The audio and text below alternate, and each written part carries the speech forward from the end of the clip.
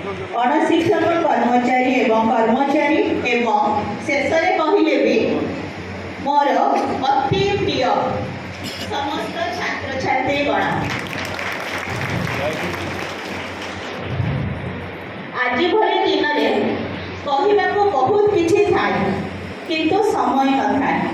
तेणु अल्प किसी वक्तव्य रखी आज आम शुणा एथरे उपस्थित थिबा बहु ज्ञानी गुणी व्यक्तित्व कथा सेमानकर अनुभूति अभिज्ञतार कथा अंगे निभा कहानी जहाँ कि आमको आगामी दिन मानक सुचारू रूपे चलवाक समर्थ कर आसतु ना अतीत को टिके फेरी प्राय दीर्घ 7 दशंधि पछकू से बही चलता लास्यमयी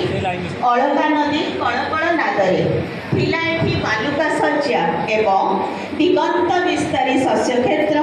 आउ किछि जनक पाखरु सुनिछि गाँव उपांत बोली थिला भी श्मशान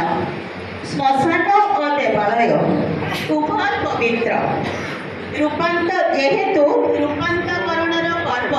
उभय स्थान ही होता है देवालय परी शिक्षालय भी एक पवित्र स्थान जो बाबा गणेश और माँ सरस्वती को आह्वान कर ट्रांसफॉर्मेशन प्रक्रिया करा जाए माने अज्ञान ज्ञान अपाठू पाठुआ रूपांतरित होता से समय यही अंचल किसी विचारवंत ज्ञानी गुणी महानुभव दिगद्रष्टांकर प्रचेष्टा हुए तो किसी भी पाठ पढ़ी नथिबा किंबा शिक्षा को ठीक रे बुझी पारु नथिबा किंतु शिक्षार महत्व बुझुथुबा किसी स्थानीय बासिंदा मानक द्वारा तांको जमी स्वेच्छाकृत भाव में दान कले जो 1963 मसीहा फेब्रुआरी 11 तारीख में माँ ज्ञानदात्री सरस्वती को पूजा तिथि अवसर में जीवन्यास नेला यही महाविद्यालय ओडिशार एक पुरातन महाविद्यालय जहाँ नामित करागला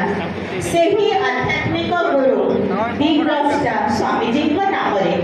तेणु एक महाविद्यालय स्पंदन और आत्मा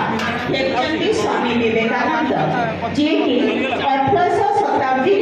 भारत को भारतर दर्शन को विश्व दरबार में परिचित करिबारे सक्षम होइथिले सेही प्रतिष्ठक मानकर अंतर्दृष्टि और स्वप्न निश्चय थिबो एई अंचलर बासिंदा मानक जीवन रे सूक्ष्म बौद्धिक परिवर्तन और विकास